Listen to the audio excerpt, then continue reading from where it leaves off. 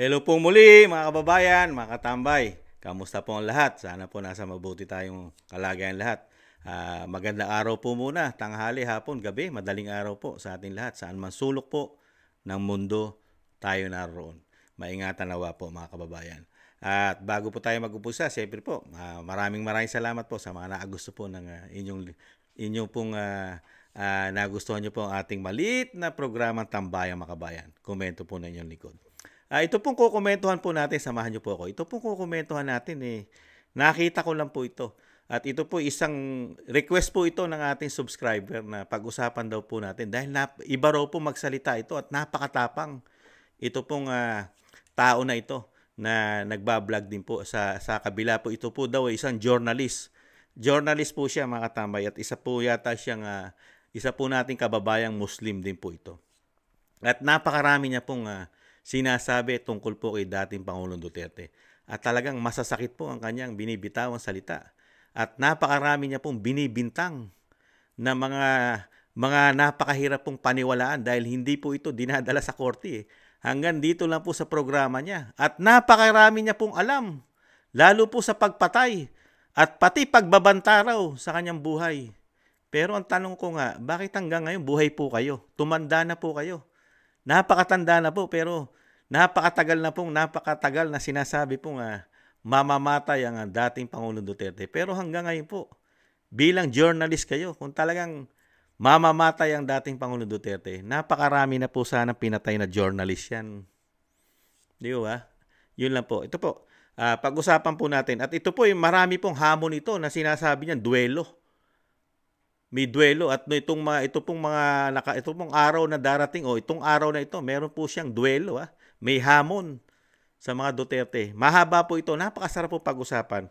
At marami po itong mabe-brainwash o isa po yata ito talagang pakay niya. Talagang ngayon po kasi nagsama-sama po, di po ba? Lalo sa social media, yung tama nagiging mali. At yung mali pilit na nilang itinatama. Di ba? Pakinggan po natin. Saka natin komentuhan, mga tama. Ito po si Waldy. Yung tinatawag. Waldy daw po. At kawal daw po siya. Kawal. Pakinggan po natin si Waldy, mga tama. Itong kababayan natin ito Pero magandang komentuhan. Gagawin ko bukas.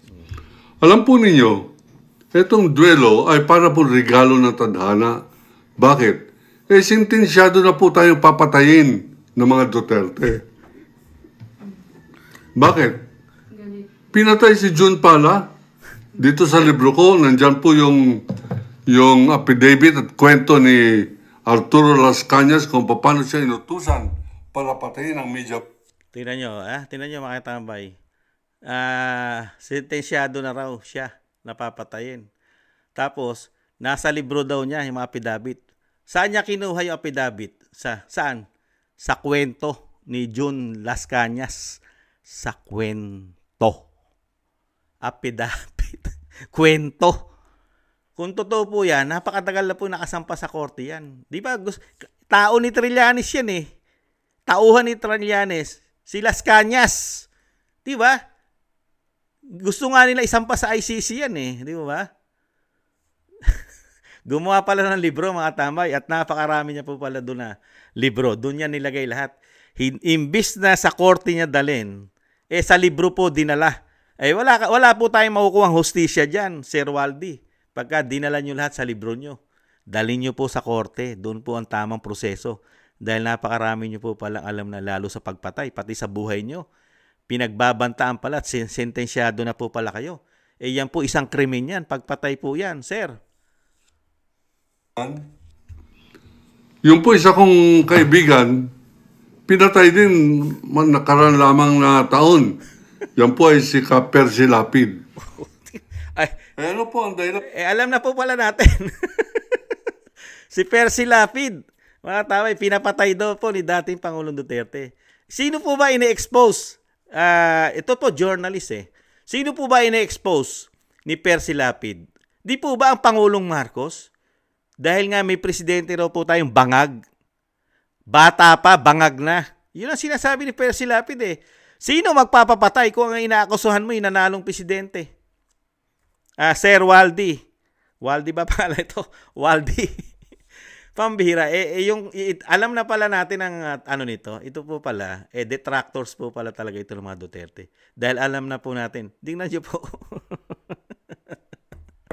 Pati pagpatay kay Percy Lapid, talaga pinagbibintangan niya po na ang dating Pangulong Duterte. Bakit po walang kaso? Napakalakas po ng buhay na buhay po ang DOJ Secretary. Na galit po dyan kung sino nagpapatay. Bakit wala pong kaso yata si dating Pangulong Presidente Duterte? Alam nyo po pala, marami po pala kayong alam, lalo sa mga pagpatay ng dating Pangulong Duterte. Wala po kami nabalitaan na Sir Saldi na nagsampa po kayo ng kaso at napakarami nyo po pala alam. Kung bakit iniisip ko napapatayin din ako. Sapagkat, kumbaga sa kabaitan, mas mabait po sa akin to dalawan to. Itong June Palat. June Palat, saka si Percy Lapid. Puro sa isip lang po pala. Na siya'y papatayin din sa isip. Mga tambay, dapat po pala kay Sir Saldi, mga congressman po ang kausapin. Kasi yung mga congressman, may third eye po yun. May third eye ang mga congressman natin, di ba? Lalo yung nagbintang. Di ba, pinagbintang ang ating Vice President na merong medical problem, may issue problem, di ba? Nakikita ng mga congressman. Pero nung magsalita ang Vice President, hinamon ng drug test, tumahimik ka. Tahimik ang mga congressman. Dapat po pala mga congressman ang kausap nito para po malaman kung totoo sinasabi nito. Nakakatawa lang, ano? Talagang, ito po pala mahusay magbintang, mga tambay. Silapin. Ako po talagang pinag-initan na kasi hinamon ako ng duelo ni Rodrigo Roa Duterte nung siya po ay mayor pa lamang ng Davao. At sinabi niya, matapos niya akong murahin, sabi niya, magkita tayo, animal ka, dyan sa harapan ng City Hall ng Davao. Huwag ka magkukortesi call sa akin, sasampal-sampalin kita. Dumating po ako. Hindi po siya dumating. Ano ibig sabihin nito? Pag pantay ang laban, takot yung mga Duterte. Pag pantay ang laban, hindi nila itutuloy kasi bakit? Sanay yan na hindi lumalaban ng tao. Sapagkat ang kanila pong pamamalakad ng bansang ito ay pananakot. Reign of terror. Kaya nga po yung si John Pala pinapatay sa nakakagulat lang din po. Patuloy mo natin. Puro daw pananakot ang pamamalakad ng dating Pangulong Duterte. Samantalang siya buhay na buhay. Kung talagang ikaw kung talagang mamamatay ang dating Pangulong Duterte at threaten siya sa iyo at galit siya sa iyo, sa tingin mo po ba makapagbablog pa kayo kung talagang totoo yung sinasabi nyo? Kung talagang mamamatay tao ang isang Rodrigo Duterte? Malayang-malaya po kayo nakakabatikos sa dating Pangulong Duterte. Napakarami nyo pong binibintang. Hindi nga kayo sinasampahan ng libel dahil wala po kayo sinasampang kaso. Puro pagbibintang po yan Dahil pati po si Las Cañas, walang sinasampang kaso sa Korte ng Pilipinas. Isang libelous po yan. Tingnan nyo nga po napakabait ng mga Duterte. Kahit po ano gawin po nila. Diba? Kahit ano gawin nila, masasakit na salita, pagbibintang, mamamatay tao, wala pong sinasampang kaso. Hindi po katulad yata no isang senador. May isang senador po, napakahilig po magsampa ng libel. 2 yata senador. Si Antonio Trillanes, dating senador, napakahilig po magsampa ng libel yan. Lalo po si dating senador Kiko Pangilinan, napakahilig po magsampa ng libel yan, lalo sa mga vlogger. Di ba? Pero ito, tingnan nyo, kinikriticize niya yung ginagawa niya, detractors po siya. Nakita niyo po bang nagipit ito? Ginipit po ba ito ng dating Pangulong Presidente? Pero ngayon, nakita niyo po, nakakagulat po ang bibig po. Matanda na po ito. Matanda. Pero iba pa rin po ang kanyang layunin, mga tambay. Bakit kaya? Ganito po ang opening ni John Pala sa kanyang radio program. Very popular yung radio program niya. Ang sabi niya, mayong buntag kanimong tanan mga igala, ako si John Porras Pala, the last remaining voice of dissent in the Duterte reign of terror. Abay, 3 beses po siyang pina-ambush. Nung pangalawang beses, ang tama niya po sa may puwet, di na ospital lamang siya, gastos pa siya. Nung siya in-interview, ang sabi niya, walang iba naman magpapapatay sa akin kundi yung aking in-expose sa pagnanakaw dyan sa Davao Development. O, tingnan mo mga tambay. Ano? Mahilig po sila magbintang. Lalo po ito si Saldi. Ito si Tatay Saldi. Puro pagbibintang po pala alam nito. Napakarami niya pong pagbibintang. Puro paninira. Okay, ano? Ngayon lang ako nakarinig ng mas matindi po pala itong manira, mga tambay. Mas matindi pala itong manira kila Abe.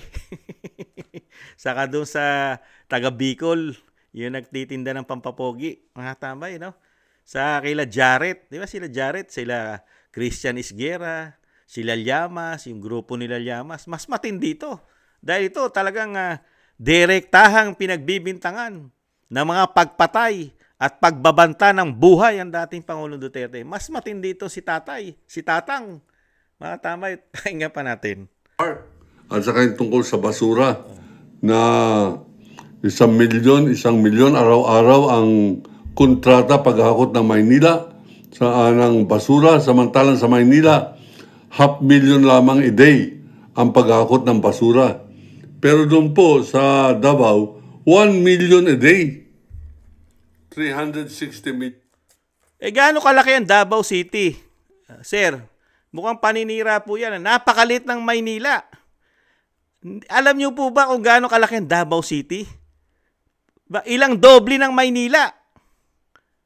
Baka halos kalahati ng National Capital Region. Ganong kalaki ang Davao. Gaano karami ang iikuti ng basura sa Davao City? Malaki po ang Davao City kumpara mo sa Maynila. Kakapiraso lang po ang Maynila. Sir. Journalist po kayo. Journalist. Hindi niyo po sinukat ang laki ng Maynila sa Davao City. Sir. Yung Maynila nga hindi nga nalinis ng kalahating milyon ng basura. Pati, sino po naglinis? Di po ba pinagbibintangan yung mamamatay tao? Nilinis pati basura tae sa Maynila. Yung mga tae. Excuse me po sa kumakain. Naagulat lang po ito si Tatang. Journalist po ito sabi niya. Pero, hindi niya alam. Hindi niya alam na kung paano maglinis ang isang Rodrigo Duterte.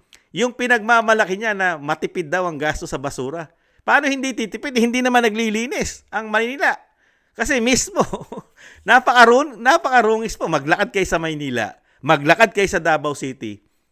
Tingnan nyo po.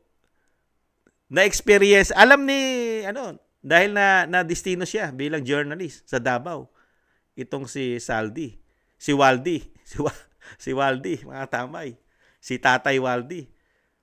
At alam din po, sa totoo lang po, alam talaga ni Sir Waldi na malaki po ang Davao City kaysa Maynila. Kaya lang po, napakatindi po ng kanyang pagiging detractors po sa mga Duterte. Kaya pasisinungalingan niya po yun para sumama lang. Itinama lang po natin. Mas malaki ang Davao City, di hamak sa Maynila. Yun, hindi po 365. 360 million a year ang kontrata. At ito ay inaward niya sa kanyang girlfriend. Kilala ko po yung girlfriend niya sapagkat ako po ay matagal na naging media man din ng Davao nung araw. Kaya kilala ko yung mga sila Tony Vergara, John Pala, Tenny Banson. Ako nakikinig po mga Davaoenyo dyan, sila Ginong Chismoso, Ray de Villa. At ultimo yung mga media dyan, sila Jess Doresa, Cesar Nitoreda, si Loloy Cañeda. Marami po akong kilala riyan. Pero hindi ko po kami nag-meet ni Rodrigo Roa Duterte. Bagamat naririnig ko na siga-siga siya dyan sa mga bilyaran, sa mga kanto-kanto. At yung sinabi niya nung dalawang... Tingnan niyo po mga tamay. Nahuli siya sa bibig hindi pala sila nagmi-meet. Hindi pa sila nakikita. Hindi pa nagmi-meet. Pero napakarami mo na ibinintang. Dahil napakarami mo nakuhang marites, tolits, mga chismis na nilagay mo sa libro mo dahil sinabi ni Las Cañas na si Rodrigo Duterte nagpapatay. Ganon. Ang mga ebidensya mo, puro galing sa chismis. Ay, sir. 2024 na po ngayon. 2025. Meron nga mga congressman, ginagamit po ang Google. Pwede rin po kayo gumamit ng Google, sir. Yung mga congressman nga, gumagamit ng Google eh. Di po ba? Napakarami nyo pong binintang na pagpatay. Pati po yan. Isa ring korupsyon yan. Yung sinasabi nyo sa basura na hinalimbawa nyo pang laki ng Maynila sa Davao City. Korupsyon po yan. Pero isa po kayong journalist. Pero wala po kami nabalitaan. Kahit po kaso sa kuto. Kinasuhan mo man lang po na nyo yata kahit kuto ng nasa buhok ng Pangulong Duterte. Kinasuhan nyo man lang po sana sa dami ng binintang nyo. Wala po kami narinig na kinasuhan nyo kahit kuto. Taon niya bilang presidente ng Pilipinas, buong pagmamalaki, sinabi niyang 17 years old pala ako, meron na akong pinatay. At nung niripaso ko itong undas, mga kaibigan, mga speeches niya, napakarami. Parating, I will kill you. Papatsing kita, put. May put pa. Iba-ibang kanyang suot, kanino niya po ba sinasabi yon? Yung sinasabing, I kill you. Papapatay kita, papatayin kita. Sa inyo po ba yon? Sinabi, Sir Waldy? Journalist po kayo. Saan niyo po niya sinabi yun? Di ba isang pagbabanta niya yun? Pagbabanta niya po yun sa mga kriminal, sa mga drug lords, sa mga addict, sa mga drug user. Di ba? Lalo yung mga pumapatay, sa mga magnanakaw. Doon niya po sinasabi yun. Doon niya po dinidirektang sabihin niya yun. Kasi ang mga magnanakaw, ang mga drug lord, ang mga gumagamit, tumatangkilik ng droga, hindi mo makukuha yan. Kailangan mo gamitin yan. Kailangan mong takutin sila. Hindi mo makukuha sa mabuting usapan dahil nga masasama ang kanilang gawain. Journalist po kayo, Sir Waldy. Tapos pinasasama nyo. Ngayon, nakikita nyo po ba ngayon, napakabait ng presidente? Nakita nyo po ba ngayon? Laganap ang droga sa ating bansa. Laganap ang krimen. May kinikidnap pang mga ibanyaga. Mga bata nawawala. Pati mga bata kinikidnap. Nung panahon po ba ni dating Pangulong Duterte na nagsasalita na ipapapatay sila pag ginawa niya yan? I kill you pag ginawa niyo sa bansa ko yan? Di po ba? May pinatutukuyan po si dating presidente ron. Hindi po sa mabubuting tao yun katulad ni Kamanong. Ngayon, kung galit po kayo doon sa sinabi ni dating Pangulong Duterte na papatayin, hindi po kami magtataka kung kasama kayo ron sa pinagbabantaan na yung sinasabi ni Kamanong na kasama po ba kayo ron sa mga tumatangkilik sa droga. Kidnapping, holduping, randing and tandem, magnanakaw, drug lord. Kasama po ba kayo ron? Kasi sila po yung magagalit.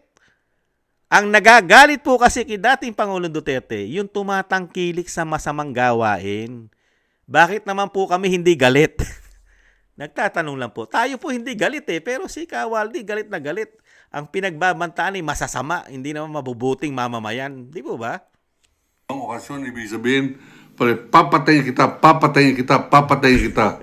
Tapos yung mga bawat zona niya, if you destroy our youth, tama. I will kill you. Hindi ba tama yon? Pagka yung mga kabataan dinestroy mo lalo sa bisyo na droga, di ba? Pag yan, di ba? Napasama ang mga kabataan dahil diyan sa mga illegal na yan. Di ba? Mapapahama kayo, I kill you. Sino ang pinatutungkulan? Di po ba yung masasama? Ayaw mo bang protektahan ng isang presidente ang mamamayang Pilipino, Sir Waldy? Ayaw mong protektahan sa mga masasamang gawain na sila'y matakot na wag na nilang gawin dahil merong isang presidente na may political will at pagmamahal sa mga Pilipino. Ang ano po ba gusto nyo, Sir Waldy? Ngayon, laganap ang droga. Pati ang pulis, pati ang ating PNP chief nagsasalita pagdating sa droga na nagagamit lang ito bilang dagdag oras, dagdag lakas, dagdag enerhiya. Lalo sa mga nagtatrabaho, lalo pagkapanggabi. Ganun po ba ang gusto nyo na mangyari sa bansa natin? Mas gugustuhin ko na yung nagbabanta na I kill you. Na may takot po ang mga masasamang tao. kaysa po ngayon. Mukhang ang takot po sa panahon ngayon ay ang mabubuting tao. Ang wala pong takot ngayon, yun po yata ang gusto nyo, Sir journalist, Sir Waldy, ang gusto nyo po yata ang mga Pilipino na mabubuti ang matatakot sa masasama. Hindi ang masasama ang matatakot. Di ba? Ibang klase pala. Hindi pala pare-pare sa mga journalist. Ano? May mga journalist pala na ganito. Destroy my country. I will kill you. Panay kill. Kill power mo. Anyway, mga kaibigan. Panay daw, kill. Katulad mo, may pagbabanta pala sa'yo. Pero buhay ka pa. Buhay na buhay pa po kayo hanggang ngayon. Tumanda na nga po kayo eh. Mukhang senior citizen na rin po kayo. Sa tingin ko po, baka hindi kayo nakakalayo na edad ni dating Pangulong Duterte. Mga hindi po bababa sa 70 plus kayo. Pero hanggang ngayon po, buhay po kayo at nararanasan nyo po ang inyong retirement. Dahil tinaasan po ni dating Pangulong Duterte ang retirement po. Lalo po na mga senior. Isa rin po kayo nakinabang doon, sir, sa retirement. At ganun din po sa health system po natin. Nakinabang din po kayo, di ba? Yung akin pong paniniwala na sintensyado po tayo, sapagkat hindi naman natin minamalit ito si June Pala, yung kanyang mga expose, masyado pong vital, masyadong importante, masyado pong makatotohanan. Pero kung ako po nag-expose niya, mas maanghang ang expose ko. Kung yan po si June Nag-expose ka, expose. Ano mangyayari expose? Lalo kung hindi mo naman pinatutunayan sa korte, expose lang. Wala rin, nada. Puro expose. Di ba? Nakakaano lang po, puro expose. Walang mga ebidensya, expose lang. Pala ay pinatay dahil lamang sa kanyang voice of dissent o hindi pagsang-ayon sa mga pagnanakaw ni Rodrigo Roa Duterte. Tingnan niyo mga tamay, pinagbibintangan niya na yung hindi lang sumang-ayon yung kaibigan niyang isang journalist din dito sa kagustuhan daw ng dating Pangulong Duterte. Pinapatay na. Pinagbintangan niya na pagpatay na.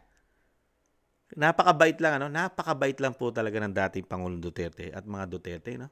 Wala silang binibigyan ng problema kasi ang kagandahan lang po talaga sa pamilya Duterte, lalo kay Pangulong Duterte, kay dating Pangulo, di ba? Talagang pinaiiral niya yung malayang bansa, lalo po sa freedom of speech, freedom of religion, kasama na po yan, di ba? At yung lalo ngayon malayang pamamahayag ng mga media, di ba? Lahat po yan, di ba? Meron pong freedom sa kanya. Pero pagdating po ngayon sa atin, wala na pong freedom, di ba? Kinikitil, di ba? Nakita niyo po yung ginagawang pagsasalita na peaceful naman, yung maisog, di ba? Nakikitil po ang pamamahayag, yung freedom of expression, di ba? Wala sa panahon po natin ngayon, di ba? Meron pa mga governor na nasususpinde, mayor na nasususpinde dahil sa tinikitil nga nilang malayang pamamahayag, di ba? Pero kay dating Pangulong Duterte, sige, malayang-malaya kayo kahit ano gawin nyo. Katulad ito, malayang-malaya siya na kinikriticize niya ang isang dating Pangulong Duterte, pinagbibintangan niya na kung ano-ano, lalo sa pagpatay, lalo sa pagbabanta ng kanyang buhay, at yung mga kaibigan niya, di umano, na mga pinapatay ng dating Pangulong Duterte. Di ba? Napakabait ng mga Duterte pagdating sa mga bagay na ito, mga tabay. Kung hindi, kung ang pinagbibintangan lang nito ay ang dating Senador Kiko Pangilinan at si dating Senadora Trillanes, may kalalagyan po ito. Mapakaraming kaso mo ito. No? Napakaraming pong kaso nito. Patong-patong ang libel case nito, mga tambay. Kaya lang, maswerte siya. Dahil lang Duterte, hindi po sila ganyan. Pinaiiral po nilang malaya. Freedom, expression, di ba, sa ating bansa. Tawag nila MRRD, ang tawag naman ng mga Davao Death Squad, si Superman. Sang-ayon po dyan sa Quad Committee, Quadcom. Pambihira, oh. Diyan mo na naman pinapasok sa Quadcom. Nakulong na nga yung isang senador na tinututukan yan, yung Davao Squad, yung sinasabi mo Superman. 'Di ba? Tumanda na ang dating Senador De Lima kasama ang human rights. Pati sa human rights, yung mga sinampa nilang kaso sa kay dating Pangulong Duterte na hindi na siya Pangulo. Ano sabi ng Supreme Court? Binasura! Binasura ng Supreme Court lahat ang pinail kasama ang human rights. Dahil wala naman napatunayan at hindi lumabag sa batas ng tao ang dating Pangulong Duterte at ang isang mayor na nagdaan sa kanilang probinsya. Di po ba? Sir, May pinapatay si John Pala. Ang nagpapatay, Rodrigo Roa Duterte. grabe, no? Baka hindi po ninyo narinig masyado yung sinasabi ko. Pagka ako po ay namali, edi papatay ninyo ako, okay lang. Pero katotohanan po ito. Ibang klase. Pag daw siya ay mali, papatay daw siya. Ano na makukuha sa inyo ni dating Pangulong Duterte kung papapatay ka?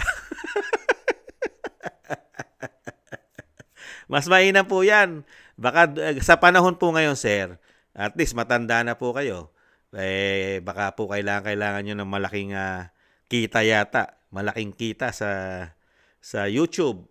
Dahil gusto nyo po yata dumami pa ng milyon-milyon ang magsusubscribe sa inyo. Sir, talagang gamitin nyo po. Dahil sa panahon po ngayon, marami po talaga ang gumagamit sa pamilya Duterte.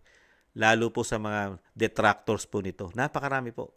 Kalat na po sa social media ang detractors po. Mukhang isa po kayo ron. Isa po yata kayo ron sa detractors. Kaya lang napakaswerte nyo lang po. Yun lang lagi ko sinasabi. Napakaswerte ng mga detractors ng mga Duterte. Ang mga detractors. Kasi hindi sanay magsampa ng kaso, lalo ng libel case, ang mga Duterte. Napakaswerte nyo sa mga Duterte. Kaya ipagpatuloy nyo yan. Kaya lang, pagka may mga ganitong vlog o sinasabing kritiko o detractors ng Duterte, sasagutin naman natin pag nakita natin. Katulad nito, meron tayo isang subscribers na sinabi na tingnan ko raw po. Aba, nung tiningnan ko, nagulat ako. Nagulat ako rin kay Sir Waldy na ganito pala itong magbintang at direct to the point na pinapangalanan niya, lalo sa pagpatay. Ibang klase ito. Ang nagpapatay sa media man na popular sa Davao City, walang iba kundi si Rodrigo Roa Duterte. Pero walang kaso. Kung pinapatay niya yan si Jun Pala, mga kaibigan, at hinamon niya ng duelo si Waldy Carbonell, ako po talaga, sekretong alam ko sa utak ko, although hanggang bantag pa lamang yung umaamin, darating din ang araw, aamin din niya si Bantag na meron mas mataas sa kanya. At hindi po tayo magtataka na ang nagpapatay kay Percy Lapid.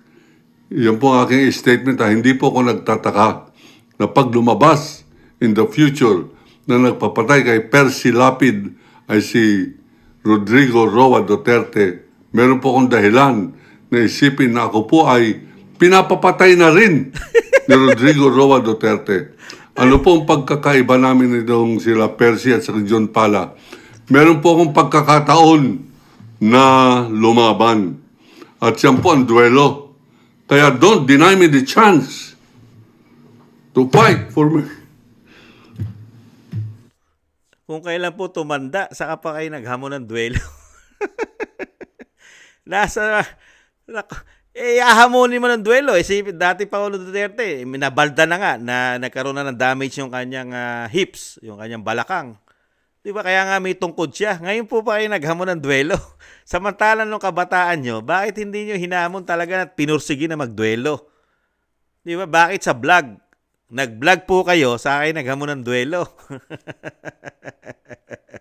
Baka gusto nyo rin makatikim na sabihin na, sino ba unggoy yan? Hindi ko kilala yung unggoy na yan. Ganun kasi magsalita natin Pangulong Duterte. Sino ba yung unggoy na yan? Di ba? Magaling kasing abogado ang dating Pangulong Duterte. Hindi po nyo makukuha sa ganyan po yun. Sir Waldy, hindi po kayo niya papatulan. Siya po'y magaling na prosecutor, magaling na abogado, magaling na mayor, magaling na presidente. Tapos dadaanin nyo lang sa duelo. Nag-aral po ng batas yun. Ngayon, kung gusto nyo na patunayan na gusto nyo makipagduelo, dalhin nyo po sa korte. Yun po ang tamang duelo, sir. Korte. Kasi doon sa edad nyo, hindi na po kayo panduelo. Ano po gagawin nyo yun? Pag tayo nyo, puro hawak nyo, balakang. Mga ilang hakbang lang, hahawakan nyo, balakang. Anong klaseng duelo yun? Barilan, gano'n? Magbabarilan po ba kayo? Ganun po ba? Ang duelo? Hindi naman pwede sa suntukan. Dahil nga, masasakit na po mga rayuma natin. Di po ba? Tapos duelo, hindi po ba nakakahiya? Hindi po ba nakakahiya, sir? Marami na po kayo apo. Baka may apo na kayo sa tuhod. Tapos ganyan lang po ipakikita nyo sa inyong lahi na kung kailan po kayo tumanda, saka pa kayo tumanda yata ng paurong. Dahil unang-una ngayon, napakahirap na po magbintang sa kapwa-tao natin. Lalo kung hindi katulad ni dating Pangulong Duterte pinagbibintangan nyo. Kung ang pinagbibintangan nyo lang po ay hindi si dating Pangulong Duterte, baka po nabagahan siya na kayo, sir. Meron na po kayong paglalagyan. Mukhang sa kulungan po yata kayo magbablog sa dami ng paratang na binintang nyo kay dating Pangulong Duterte. Kung hindi si dating Pangulong Duterte ang pinagbibintangan nito at katulad lang ni Senador Kiko Pangilinan, baka nakakulong na po ito at doon na nagbablog sa kulungan sa dami ng libel case nito, mga tambay. Di ba? Napakaswerte nyo po. Ngayon, duelo. Duelo. Sa edad nyong yan, maipagduelo po pa kayo. Malapit na po tayo sa finish line. Finish line po, napakalapit na natin. Di ba pwedeng magsisi naman tayo? Magsisi na po tayo. Napakarami nyo pong binintang na wala naman po kayong matibay na ebidensya maliban lang po doon sa kwentong kutsero. Di ba po? Na nilagay nyo sa libro nyo.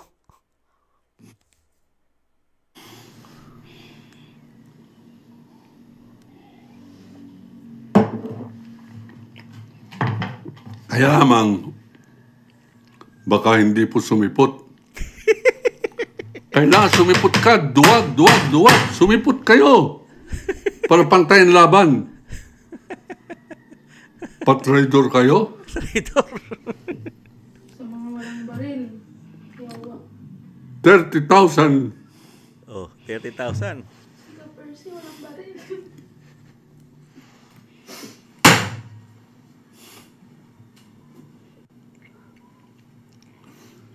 30,000 ang pinapatay ni Rodrigo Roa Duterte. At napakawalang yapon tao. Sa harap ng mga senador, sinabi niya nung siya'y Teka muna, itama natin. 30,000 ang pinapatay. Parang 30,000? Yung nag-imbestiga na nga ang international, pati CNN, nag-imbestiga sa war on drugs ng Pangulong Duterte. Walang 30,000 ang namatay nung kanyang war on drugs. May record. Pati ibang bansa, meron silang investigation. Ang investigation po, di ba na-i-vlog ko na ito Ang investigation po ng international, lalo ang Amerika, lalo yung mga journalist na talagang detractors di po nung panahon ni dating Pangulong Duterte. Di ba? Wala pa 6,000. Wala pa 6,000 ang namatay nung kanyang kasagsagan, yung sinasabing war on drugs.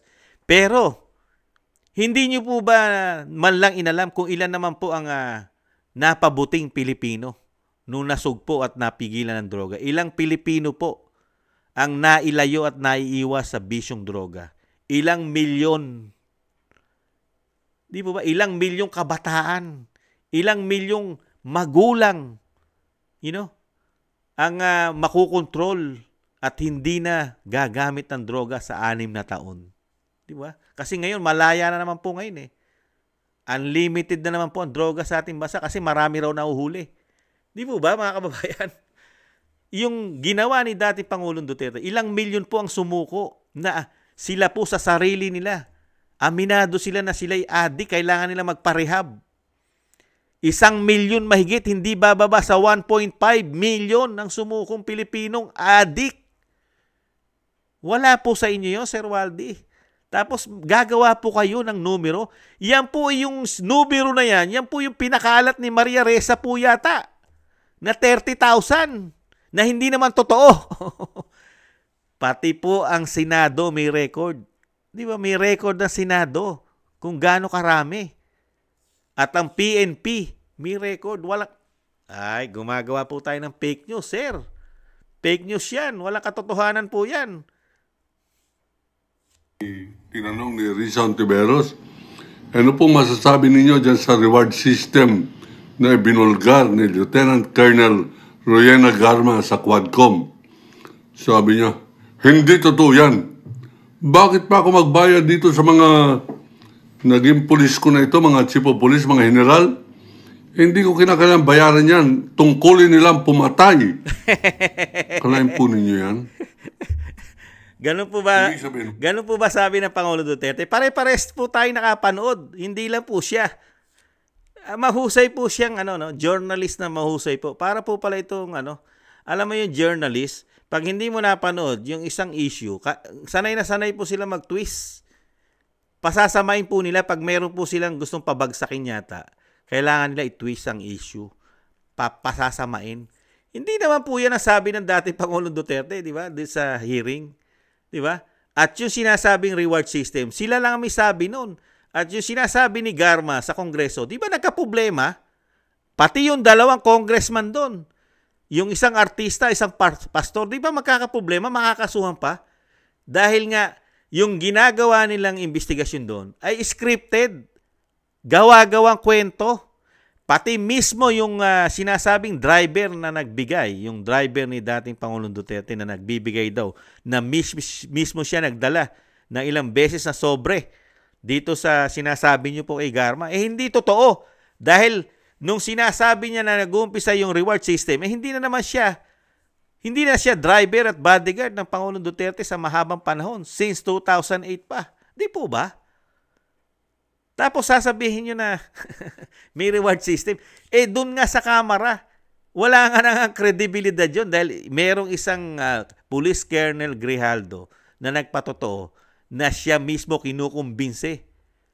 Kinukumbinsi siya na pumanig doon at gumawa ng mga kwento na hindi totoo para lang masira at masabing kriminal at maraming pinapatay ang dating Pangulong Duterte. Di po ba nabunyag nga yun? Kaya nga nag-inhibit yung dalawang congressman na kumausap. Di po ba, Sir Waldy? Tulog po ba kayo sa pansitan? At yung sinasabi ni dating Pangulong Duterte, itatama lang natin itong matandang ito. Mukhang walang pinagkatandaan eh. Ang sinasabi ni dating Pangulong Duterte doon sa hearing ng Senado, ano sabi niya? Kung manganganib ang buhay nyo, mas gugustuhin niya pang mamatay ang kriminal kisa sa pulis. At least, merong isang kriminal ang nabawas sa Pilipinas. Hindi niya inuutosan ng mga pulis na pag nakita mo, nahuli mo yan, huwag mo na hulihin, patayin mo na yan. Ganun po ba? Ang dating Pangulong Duterte ay magaling na prosecutor at nagturo siya ng batas sa mga college, criminal court, criminal college, di ba? Na pinag-aaralan ng mga pulis. Di po ba? Magaling na prosecutor, nagtuturo pa sa mga pulis sa academy. Di po ba? Sir Waldy, komunista po ba kayo? Yun po tanong ni Kamanong. Saan po ba kayo sumusuporta? Kayo po ba nagtatanong lang si Kamanong, hindi po, kayo po ba grupo, di umano, ni Joma Sison? Kayo po ba kasama po ron? Sa grupo po ng mga kaliwa? Kawaldi? Nagtatanong lang po si Kamanong. Kasi yung mga salitaan po natin at mga pahayag na galit po kayo sa gumagawa po ng kabutihan sa taong bayan, ang galit lang po sa mga ganyan, yung mga kaliwang grupo na ayaw nila ng kapayapaan ng gobyerno, ang gusto po ay marahas. Di po ba marahas ang paipaglaban po ng mga kaliwang grupo? Gumagamit po ng dahas. Di po ba? Nagtatanong lang po si Kamanong, hindi po kaya kayo ganon? Ayaw nyo ng kapayapaan? Ayaw nyo protektahan ng mga Pilipino, lalo sa masasama? Wala na pong paggalang. Ibig sabihin, hindi na po natin madadaan to sa sibilisadong pamamaraan sapagkat hindi siya sibilisado. Hindi ko po gustong pairalin ang violence. Kaya lang, sentensyado po ko. Putulin na po natin mga tambay. Wala po tayong makikitang maganda at sinasabing credible ang mga sinasabi po hindi po kagalang-galang ito eh. Isang journalist na si Sir Waldy. Sa lahat po ng pinakinggan ko po sa kanya, wala po akong nakita. Ni isa na po pwede po maging totoo. Halos lahat po hindi totoo at puro pawang chismis na sinasabi po ng tao sa kanya na hindi rin po napapatunayan pa hanggang ngayon sa korte. Lalo sa pagpatay, mga tambay. At ito po, dinala niya po sa lahat eh. Kay Percy Lapid, puro pagpatay. Tapos dinala niya sa Senado, sa Kongreso, na puro kapalpakan at nabunyag na sa taong bayan lahat ng kanya kinakampihan. Ang lahat ng kanya kinakampihan ay walang kredibilidad. Ano kredibilidad ng isang Risa Hontiveros? Ikumpara mo sa dating Pangulong Duterte. Nasupalpal nga siya. Lahat ng ibinibintang ni Risa Hontiveros, ni Senadora Risa Hontiveros, galing sa utak niya yon. Hindi yung galing sa ginawa ni dating Pangulong Duterte. Ang ginawa ni Pangulong Duterte bilang Pangulo, protektahan niya ang mga Pilipino. Yun ang kanyang mandato bilang presidente. Lalo ko ang Pilipinas ay nasasakop na ng narco-politics. Di po ba? Dahil nung panahon ni dating Pangulong Duterte, laganap lahat. Krimen, kidnapping, running in tandem, droga, korupsyon, at napakarami pang iba. Di po ba? Yung po ba gusto nyo? Mas gusto na namin yung taong sinasabi nyong mamamatay tao na pinagbabantaan ng buhay nyo. Mas gusto namin yon kaysa ron sa gusto nyo. Hindi namin magugustuhan ang gusto nyo, Sir Waldy. Dahil kami naranasan namin ang 6 na taon na kapayapaan. Naging mapayapa ang aming mga anak. Nakakauwi kami ng gabi. Ang aming mga anak, hindi kami nag-aalala na baka ito'y ma-rape, ma-hold up, ma-kidnap, mapatay ng mga kriminal na nagkalat sa lansangan. Dahil ito'y unang-unay mga addictus sa aming mga barangay.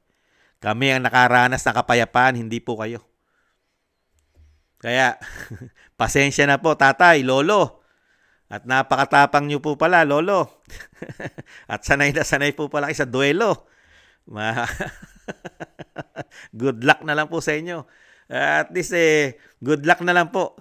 Good luck na lang po sa mapapaniwala nyo. At least, napakagaling nyo po pala sa social media. Talagang, sa tingin ko naman po, napakarami pong detractors po ng dating Pangulong Duterte ngayon. Lalo po, laganap na laganap po ang pera. Umaapaw daw po di umano ang pera. Gamit na gamit daw po ang pera ng taxpayer. Lalo sa pagpapabagsak daw po sa mga Duterte. Nagtatanong lang po si Kamanong, baka isa po kayo ron. Hindi kaya. Isa kayo ron sa nabibigyan po ng biyaya na galing po sa taxpayer. Kawaldi. Nagtatanong lang po si Kamanong. Nakakalungkot lang po. Napakagaling nyo po magbintang. Puro bintang. Parang ganyan po nangyayari sa atin. Yung institusyon ng Senado, institusyon ng Kamara, puro bintang. Gawa ng kaso, tanim ng kaso, bandang huli, mabubuko. Pag nabuko, gagawa naman ng paraan para yung kapalpakan nila ay maitama pa. Ganun ang ginagawa ngayon eh. Nabuko, bukom-buko. Ngayon, hahanap na naman po na ibang issue yan dahil nabuko. Ano naman ngayon ang pinakakalat nila dahil buko na sila. Nabuko na ng taong bayan. Nabuko na ni dating Pangulo Duterte yung ginawa nilang scripted. Ano naman ngayon ang pinapuputok nila? ICC naman. Dahil nabuko na sila eh. Nabuko na sila. Ang kailangan naman po, papasukin na ICC. Papasukin na. Makiusap na tayo sa Pangulong Marcos. Papasukin na natin yan, sir. Dahil nga, bistado na kami sa Quadcom eh. Bistado na yung ginagawa namin doon. ICC na lang, mas matindi. Ganon. Ayan, ganyan ginagawa ni Sir Saldi, oh. May pakalampag-kalampag pa eh. Di ba? Good luck na lang po, sir. Sayang po, tumanda po tayo na walang pinagkatandaan po. Talagang makakamatayan po natin yan. Katulad po ni Joma Sison. Namatayan ni Joma Sison ang paggawa po yata ng masama. Napakarami. Yung po ang napakaraming pinapatay at maraming pinatay. Kaysa kay sinasabi nyo, kay dating Pangulong Duterte. Di ba? Yung pinapatay po at pinatay ng mga terorista, NPA, karamihan po dyan, normal na tao. Pero yung mga pinatay na namatay po sa war on drugs, karamihan po dyan, majority, lulong, gumagamit, nagbebenta, may mga drug lord. May mga drug lord pa namatay, may mga ibang lahi pa. Talagang tinangkilik nila ang masamang bisyo. Di ba? Samantalang yung grupo na sinasamahan yata, di umano ni Sir Waldy, mas gusto niya, mga katambay, yung pinapatay yata ng mga normal na tao. Tapos ngayon, yung presidente na sinasabi mo nagbabanta sa yung buhay, hanggang ngayon, buhay ka pa. Tumanda ka na. Naging senior citizen na po kayo. At napapakinabangan nyo na po ang ginawa ni dating Pangulong Duterte. Lalo po sa pagtaas. Tapos, lalo po dun sa mga sinasabing discounted. Malaki ang discounted na senior. Kayo nakikinabang dahil si Kamanong hindi pa senior. Di po ba? Tapos galit na galit kayo. Gusto nyo pang... Ay, nako, patawarin. Patawarin po, sir. Patawarin hanggang may buhay, may pag-asa po. May pag-asa po tayo, Sir Waldy, habang may buhay. Pwede pa po tayo magsisi. Muli po, si Katambay Manong, na nagulat po at na-amaze dito po sa isang senior citizen na malapit na rin po sa dulo ng hangganan. Pero talagang iba pa rin po ang kanyang paniniwala sa buhay, mga katambay. Maraming salamat po at wag po natin pamarisan, mga kabataan. Mga kabataan, wag niyong pamarisan si Sir Saldi na gumagamit po ng napakaraming pagbibintang na wala naman pong ebidensyang dinadala sa korte. Wag po natin pamarisan yan. Maraming salamat po sa mga naagusto po ng ating maliit na channel, Tambayang Makabayan. Komento na inyong lingkod. At maraming salamat po sa mga nagla-like, share, and subscribe. At mga nagko-comment. Thank you po mga tambay. Huwag po nating gayahin si Sir Waldy. kung ibang tao ang pagsasabihan nito, karma ang abutin nito. Maraming salamat po. Bye-bye. Ingatan nawa.